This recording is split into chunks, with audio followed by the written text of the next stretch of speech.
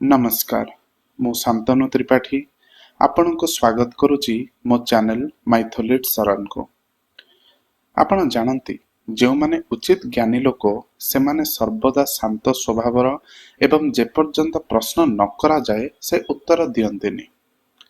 तेबे चलंतु एई भित्तिरे आमे सुनिबा गौतम बुद्धंक जीवनीरु अनुप्राणित एक गल्प अलोड़ा ऐश्वर्य, जार मूल रचयिता श्री मनोज दास। तेबे चलंतु आरंभ करिबा। तांको प्रथम पर्यायर शिष्य केते जनक गहणरे सेतेबेले बुद्ध तांको बाणी प्रचार निमंते सद्य बहिर्गत होइथांती। सेतेबेलर रक्षणशील समाज तांको दर्शन प्रति कर्णपात करिबाकु मोटे प्रस्तुत नथिला। एपरिकी थरे थरे तांको बेसरूढ़ आचरण सामना करिबाकु पडुथिला। ग्रीष्म ऋतु द्विपहर बुद्धंक साथीरे थांती मात्र 4-5 जन अनुगत। सेमाने पहुंचिले गोटे समृद्ध जनपद भितरे। बुद्धंक प्रयोजन टिके विश्राम, किंतु कौनसी गृहस्थ तांको स्वागत कले नाही। से एवं अनुगत माने गां बाहरे एक गछ तले बसी पड़िले। बुद्धंक देहरु धार धार झाल बहुथाए। तांको पंखा करू करू शिष्यटिए कांदी पकाइला। कौन हैला बाबू पचारिले बुद्ध।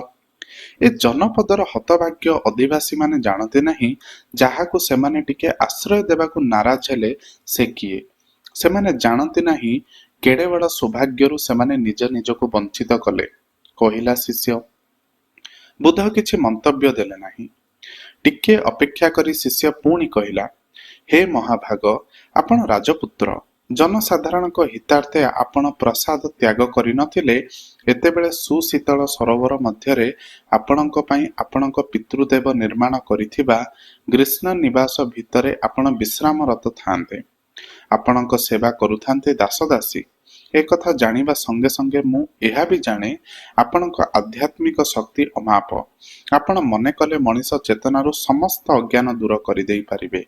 ताहा न करी आपण काहे पई एते श्रम स्वीकार करी दुर्गम पथ अतिक्रम करी जन जन करी लोकंक हृदय रे ज्ञानर उद्रेक करिबाकु सचेष्ट।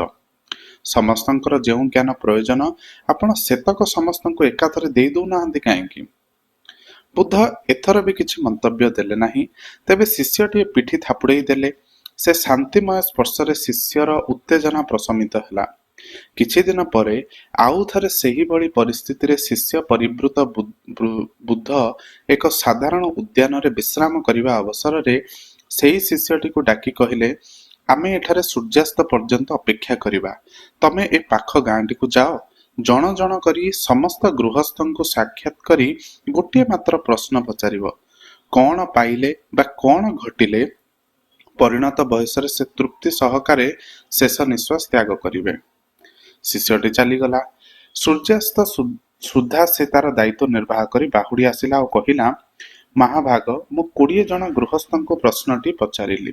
5 जन कहिले सेमाने सेमानंकर संतान संतति माने सुव्यवस्थित जीवन यापन करुछंती बोली निश्चित हेले तृप्ति भरे शेष निश्वास त्याग करिवे।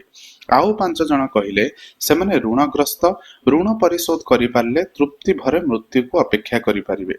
3 जन कहिले राजदरबार सेमाने विभिन्न अपराध जोगु अभियुक्त, सेमाने निज निजको निर्दोष प्रमाण करि पारले तृप्त हेबे। आउ 2 जन व्याधि जोगु कष्ट पाउछंती, शेष जीवन सेमाने व्याधि मुक्त भावरे बंची तापरे मृत्युवरण कले तृप्त हेबे।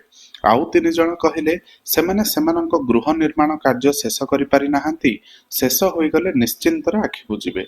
शेष 2 जनकर वक्तव्य सेमाने राजसभारू जेतिके सम्मान और स्वीकृति पाइबाकु हकदार ताहा पाइ नाहंती, सेतिके मिली गले सेमाने तृप्ति भरे आखि बुझिबे।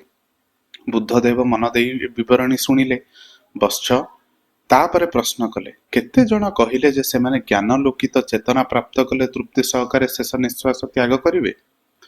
जणे भी नुहे महाभाग, बुद्ध हसिले। जहा सेमाने लोडु नाहंती सेमानंकु ताहा देबी केमिति? टिके रही पुणी से कहिले, प्रथमे सेमानक हृदय रे ज्ञान पई अस्पृहा जागरित करिबाकु हेबो। से अस्पृहा नथिले ज्ञानदान असंभव। बंधुगण, ए छोट कहानीटी आमको बहुत बड़ शिक्षा दिए। शिष्य भाबुथिले जे ଲୋକମାନେ ବୁଦ୍ଧଙ୍କ ମହାନତା ବୁଝିପାରୁନାହାନ୍ତି, କିନ୍ତୁ ବୁଦ୍ଧ ପ୍ରମାଣ କରିଦେଲେ ଯେ ସଂସାରର ଅଧିକାଂଶ ଲୋକ କେବଳ ନିଜର ଦୈନନ୍ଦିନ ସମସ୍ୟା, ଋଣ, ରୋଗ ଏବଂ ସମ୍ମାନ ପଛରେ ଦୌଡୁଛନ୍ତି। ତେବେ ଏଥିରୁ କଣ ଶିକ୍ଷା ଲାଭ କଲେ ଆମେ? ପ୍ରଥମେ, ପାତ୍ର ଦେଖି ଦାନ ଦେବା। ଯେପର୍ଯ୍ୟନ୍ତ ମଣିଷ ମନରେ ଜ୍ଞାନ ପାଇଁ ଶେଷ ବା ଆସ୍ପୃହା ନାହିଁ, ସେ ପର୍ଯ୍ୟନ୍ତ ତାକୁ ଉପଦେଶ ଦେବା ବ୍ୟର୍ଥ। ଦ୍ୱିତୀୟ କଥା, ବାସ୍ତବତା। ଆମେ ଯେତେବେଳେ ସାଂସାରିକ ମୋହରେ ବାନ୍ଧି ହୋଇଥାଏ, ଆମକୁ ଆଧ୍ୟାତ୍ମିକ ଐଶ୍ୱର୍ଯ୍ୟ ଭାରି ଅଲୋଡ଼ା ବା ଅଦରକାରୀ ମନେ ହୁଏ। ତେବେ ଆଶା କରୁଛି ଆପଣଙ୍କୁ ଏହି ଗଳ୍ପଟି ନିଶ୍ଚିତ ରୂପେ କିଛି ଶିକ୍ଷା ଦେଇଥିବ। ଏମିତି ଶିକ୍ଷା